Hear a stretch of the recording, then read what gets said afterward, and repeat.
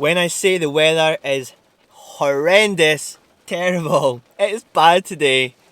It's just bad. Summer is long gone. Hi there, welcome to my video. Welcome to my channel if you're new.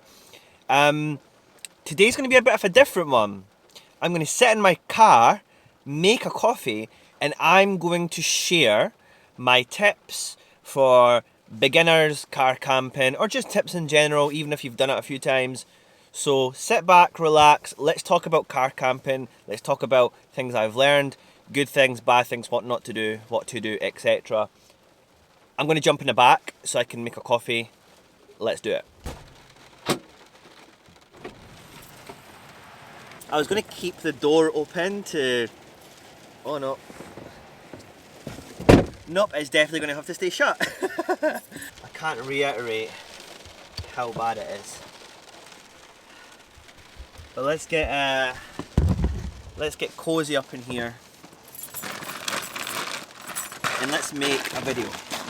So my first piece of advice when car camping, especially if you've never done it before, is to keep it simple.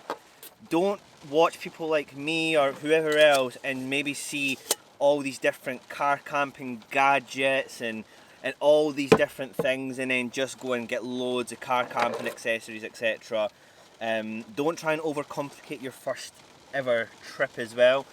Just keep it as simple as you can to see if you even like it, because just because you may be like watching people online do car camping, it might not be for you, and that's absolutely fine. I mean, there's loads of things like I watch on YouTube that I wouldn't want to do in real life, but I enjoy watching it. So definitely keep the first car camp simple. Don't overdo it. Get a blanket, get some instant ramen, maybe get like a little cheap boiler thing, or even just bring a picnic, some sandwiches, but don't just go and buy loads of stuff in case you don't like it and you waste money. So that's my first bit of advice, is to keep it simple. Okay, number two, where do you find a place to stay when you car camp? I mean, you can just go to a location that you know and sort of just look for somewhere, but I wouldn't really recommend it on your first trip, especially if it's winter where you live, because it's not safe. Yeah, it's not safe, it can be dangerous. So if you're in the UK, or I think in Europe, there's a very, very good app called Park to Ride. I highly recommend it. I use this a lot, and what's good about it is people leave reviews. There's sort of like tips there if you can or can't stay there overnight as well. I don't know if it works in America and stuff like that, so I'll have to look and see if there's an alternative when I'm editing this video. There is also one I use called iOverlander, which is kind of similar. It's not as nice to look at as Park to Ride, but it has maybe a little bit more places where you can use like a 4x4, a bit more off the grid, and that is all over the world. That app works. I know a lot of people in America use it. Any more, I'll pop them on the screen if I Google it and find some sort of equivalents to like Park to Ride, but Park to Ride is probably the best one you can use if you're starting out. Okay, number three is kind of following on from the second. In the Northern Hemisphere, obviously, it's approaching winter now, and that means that the clocks change and it's generally a lot more darker. Be planned, be prepared. Don't look for somewhere in the dark because it's dangerous. You can end up in a place you're not supposed to because you don't see signposts, or you end up on an angry farmer's private piece of land. Again, learning from experience here, do not look for somewhere in the dark, especially when it's your first time or even your second time. Ideally, you always want to find somewhere and check it out while there's daylight, just to see if you like it, because at night it's very hard to see and you might end up in a really boggy area or something like that. So just don't go looking in the dark. Number four is always tell somebody where you're going, because especially for me in the Highlands, unless I have an EE signal, the reception is terrible, and a lot of the places I don't have signal. I try to not go somewhere where there isn't any reception for safety, but sometimes it's not possible. So get into the habit before you go to an area, text a friend, a family member, whoever, your location and where you're going to be that night, just in case of an emergency, and be safe rather than sorry, in case you break down or something like that. So be safe, tell somebody where you're going in case you have no reception or your phone dies. So are we on number 5 or number 6? I can't remember. Anyway, this kind of again maybe is on number 1. Start out simple, get the basics, get like somewhere where you can cook and boil water from. So like a gas stove you can get for like £20 in the UK, and gas bottles you can get like 5 for £20. It's quite cheap and they're great and you can do everything with them. So maybe get that, that's an essential I would say. A sleeping bag, or especially in the winter, and that's essentially it. That'll keep you good. Everything else is just a bonus, but you can always grow over time. Number 7 is, if you do need to kit yourself out and you do want to buy accessories, use Facebook Marketplace, because there is so many people out there who have either got loads and never used it and sell them, or they just don't do camping anymore, or they just don't need stuff. Like me, I have so many stuff I don't need anymore and I might sell on Facebook Marketplace. But check out Facebook Marketplace, it is very, very good for used or most of the time new camping accessories that you can get very, very cheap, especially when starting out as well. So next one, I don't know if we're on 8 now, I don't know. Bring a light source with you, so just buy a cheap torch, or a head torch is very handy as well, or like a camping light, especially because it's winter now. It's really, really ideal to have some sort of light source with you. I mean, you have your phone as well, which is fine, but I'd recommend something a little bit stronger. So if you need to go out your car and or just see the surrounding areas, have a torch with you in the winter. It's an accessory I never really hear people say, but it's ideal for car camping, and having some sort of torch with you as well.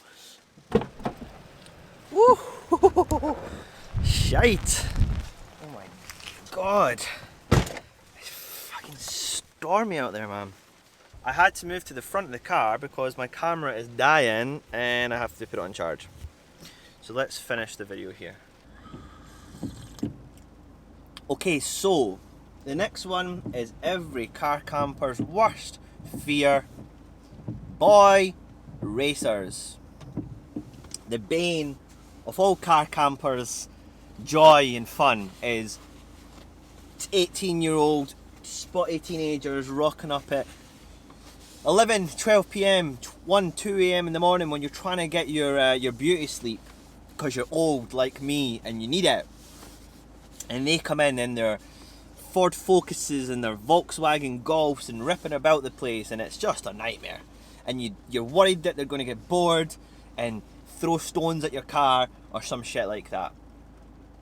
It does happen, unfortunately. I've never had it happen to me, although one of my most popular videos is when a couple of boy racers turned up and I got scared because I was a wuss and it was like my first or second ever camp and I left. Most of the time boy racers will not do anything. They're just annoying because of the noise, but they won't do anything. However, you don't really want to be around that, right?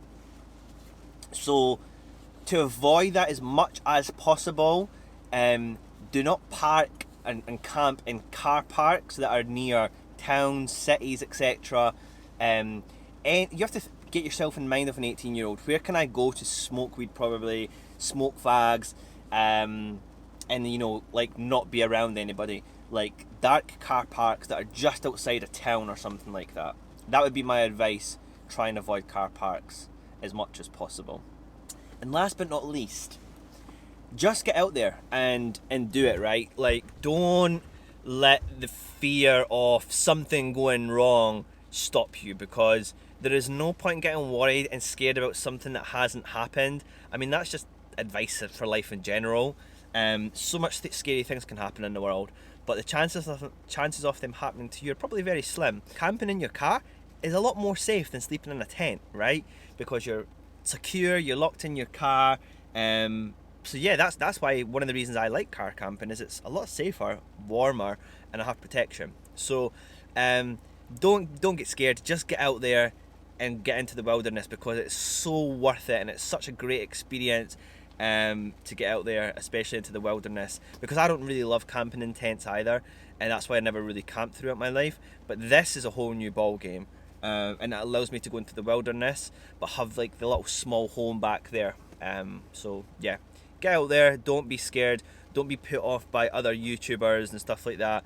There's a lot of drama in this community because they're trying to get views. It's normal, I myself included, by the way. But sometimes shit does go wrong. If it does, deal with it. It's probably not going to be life or death. I hope it's not for you, but it probably isn't.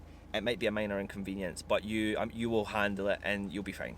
Okay, enjoy it, because car camping is great. Getting out into the wilderness, getting back into your prime original Homo sapien self.